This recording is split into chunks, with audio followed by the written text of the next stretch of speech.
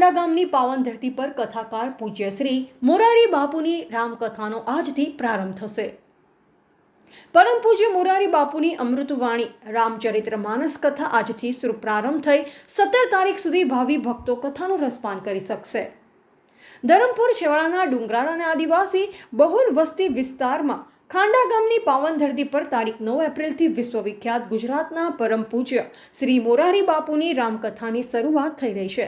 ત્યારે કથાની પૂર્વ તૈયારીઓ ખૂબ પૂરજોશમાં અને ભારે ઉત્સાહપૂર્વક સંપન્ન થઈ રહી છે। પ્રાપ્ત માહિતી અનુસાર પોથીયાત્રા મંગળવારના રોજ 2 વાગ્યા ગામિંત ફળિયા બાબુભાઈ માસ્તરના ઘરથી નીકળી કથા સ્થળ પર 4 વાગ્યા પહોંચી કથા પ્રારંભ થશે અને સાંજે 7 વાગે પૂરી થશે અને તારીખ 10 એપ્રિલથી સવારે 10 વાગ્યાથી તો 1:30 વાગ્યા સુધી રહેશે અને ત્યારબાદ મહાપ્રસાદનું પણ આયોજન કરેલ છે।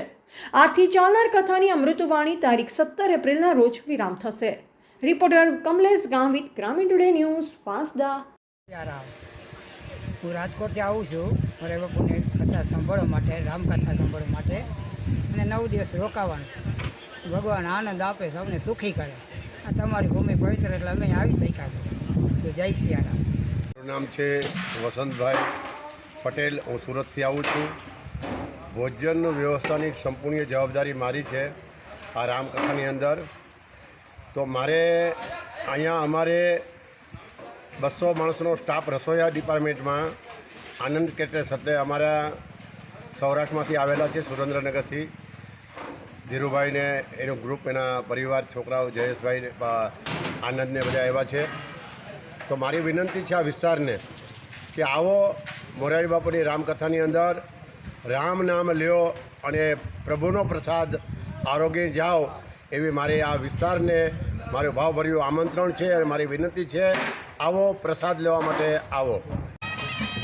અમે બાપુની જ્યારે ડિસેમ્બરના એન્ડમાં કથા વેબસાઇટ પર મુકાઈ ત્યારથી આજ લગીન ગામના તમામ લોકોએ રાત દિવસ મહેનત કરીને અમારા વિસ્તારમાં સંપૂર્ણ આદિવાસી વિસ્તાર અને એક તો ડુંગરાળ વિસ્તાર એટલે સપાટ જગ્યા ન હોવાથી અમને જગ્યા શોધવામાં ખૂબ મુશ્કેલી પડી, પરંતુ લોકોનો ખૂબ કુદરતની મહેરબાનીથી એવો સપોર્ટ મળ્યો કે અમે પાળો, ક્યારીઓ જે હતી પાળો બાંધેલી, એ બધી પાળો તોડીને એક સરસ મજાનું 1 લાખ પબ્લિક શ્રોતાજનો સાંભળી શકે એવો કથા મંડપ તૈયાર કર્યો છે।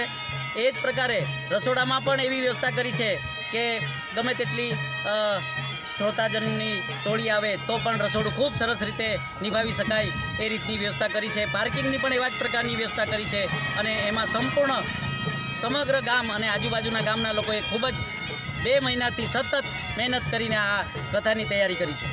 જે આપણી સાથે એક મોટા પોણાના એવા આગેવાન પણ છે અને ખૂબ કથામાં રસ ધરાવતા આપણી સાથે જોડાયા છે।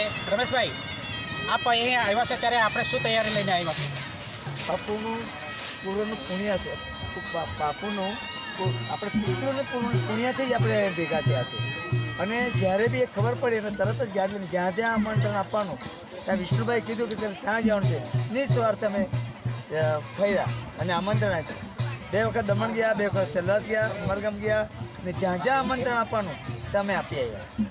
જે આ લોકોનો કહેવાનો મતલબ આવો છે કે આ કથાનું આયોજન બહુ ઉત્સાહ અને ઉમંગથી અને આટલા વર્ષો પછી જ્યારે ખાંડા વિસ્તારના પાવન ધરતી પર જ્યારે આદિવાસી વિસ્તારમાં અને અંતરિયાળ વિસ્તારમાં જ્યારે થઈ રહે છે ત્યારે ખૂબ મોટો આનંદની વાત છે અને પુણ્યની વાત છે।